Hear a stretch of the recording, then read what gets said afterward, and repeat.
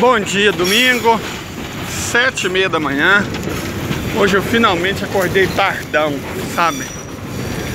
Descansada, que segunda-feira o batidão recomeça. Mas enfim, vamos falar um pouco de geopolítica. No caso de um país que a gente costuma falar pouco, o Brasil. Bom, o Brasil, para ser um ator geopolítico significativo, a gente precisa ter soberania. Soberania, independência.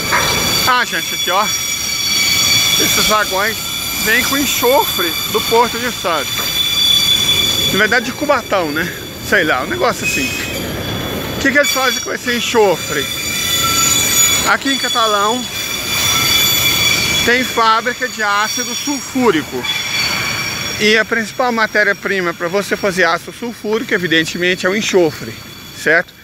Então, o enxofre é levado até as fábricas que transformam ele em ácido sulfúrico. E aí essas fábricas posteriormente transformam esse ácido sulfúrico em ácido fosfórico. Ambos os ácidos têm vasta aplicação industrial. Se vocês fizerem aquela experiência Coca Fanta, vocês vão ver que Coca com leite não talha, talha, certo? Porque tem ácido fosfórico. Coca com Fanta não talha, porque não tem ácido fosfórico. Mas não vamos falar sobre refrigerante preto. Vou falar sobre outra coisa aqui. Repito, para ser um ator geopolítico importante, o país precisa ter soberania, no mínimo. Soberania é o mínimo, senão ele não é um ator geopolítico. Ele só obedece outros, é igual a Europa. A Europa deixou de ser geopoliticamente importante porque ela está fazendo o que os Estados Unidos mandam. Está defendendo os interesses dos Estados Unidos. O premier da Alemanha, o chanceler alemão, Olaf Scholz, foi até os Estados Unidos para entregar a base para eles. Quer dizer, que tipo de presidente, que tipo de governante vai até um país entregar suas maiores fábricas? Cara, que loucura. É isso porque a Alemanha escolheu destruir a própria indústria ao deixar de comprar gás, energia, combustíveis baratos da federação para atender interesses que nunca foram os dela. Eram apenas os interesses americanos. O interesse americano era confrontar a Rússia, tá dando com os burros na água, e destruir a Europa, que era um concorrente, porque os Estados Unidos não tem mais como concorrer com a China, com a Índia, né? Então, vou concorrer com a Europa. Fácil, destruindo ela. Então a Alemanha colaborou como inimigo para sua própria destruição e tá tudo certo, tá tudo bem, né? A mídia alemã apoia. Enfim, isso. A Alemanha não é um agente geopolítico mais. Nenhum país europeu é. A França ainda era, não é mais. Talvez a Itália, mas pouco relevante.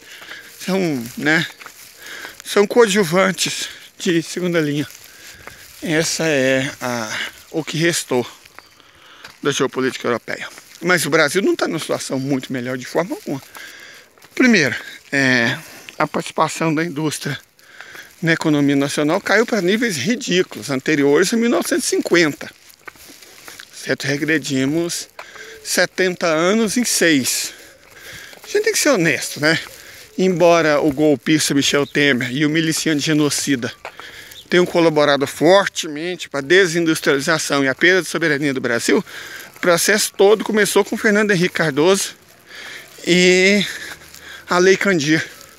E antes disso, com Fernando Collor de Mello e como é que a imprensa chamou? Abertura econômica, certo? A modernização. Então foi com esses dois que começou a bagaça. E o Brasil não melhorou de lá para cá, só foi caindo e se tornando, aos olhos de todo mundo, uma nação agrária exportadora.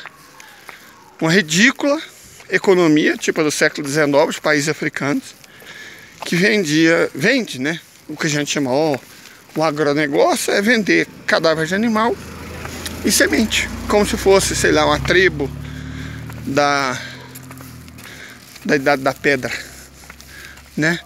E a gente também vende pedra.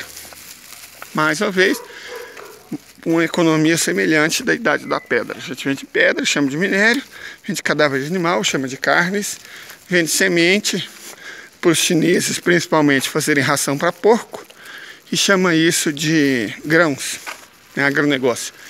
E vende-se isso como se fosse uma coisa boa. A Lei Candir impediu sequer a industrialização desses produtos.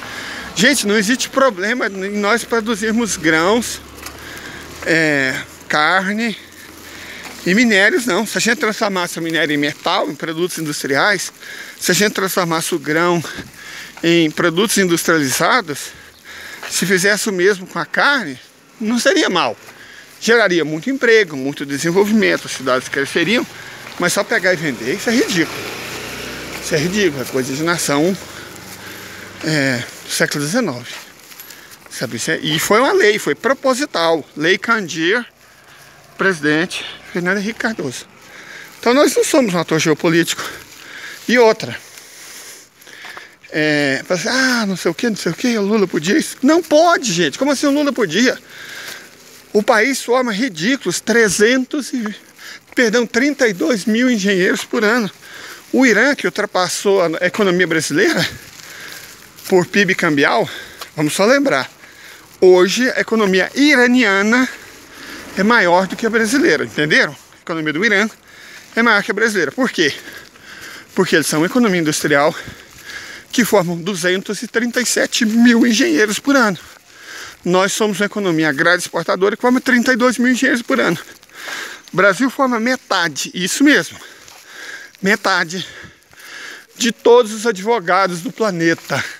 Então a gente forma muito doutor, né? Doutor. Mas para quê? Qual que é a utilidade? Um STF que derruba um presidente? Um juiz ladrão, safado, vagabundo que destrói a economia de um país? Um promotorzinho crente, mequetrefe, que ajuda o juiz? Esse é o nível do nosso direito? Nós temos metade dos advogados do mundo para isso? Então, na boa, gente. É necessário, primeiro, reconhecermos a nossa insignificância para depois reconstruir soberania em políticas públicas e internacionais. Porque enquanto a gente não tiver engenheiro, cientista, pesquisador, soberania, indústria, já era. É isso. Tenha um bom dia.